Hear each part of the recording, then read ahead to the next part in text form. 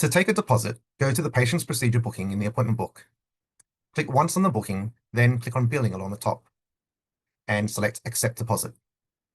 Within the deposit window, the provider and the bank will automatically be selected based on the procedure booking. Enter in the amount and the anticipated operation date accordingly. Then select the payment method.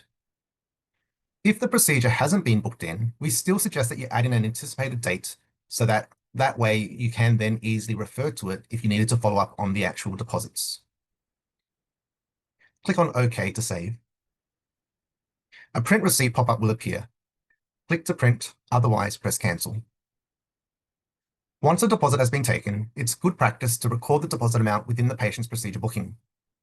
Right-click on the Notes column, then select Edit, and enter in deposit 500. Then press Enter. It is important to allocate a deposit to the relevant invoice.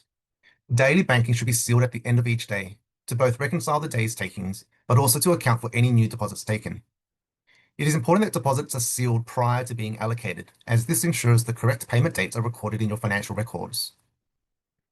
When invoicing through the Eclipse IMC Invoice Wizard, Genie recommends that deposits are allocated at the point of invoicing, before the claim is actually sent through to the health fund. Once you have created your invoice and created the voucher, click on the Next in the lower right. Click on the Apply Deposit button, then tick to select the deposit to apply, and click on OK. Click on Autofill in the top right to allocate, and this will then allocate it to the item numbers in the claim, followed by the next button in the lower right to proceed.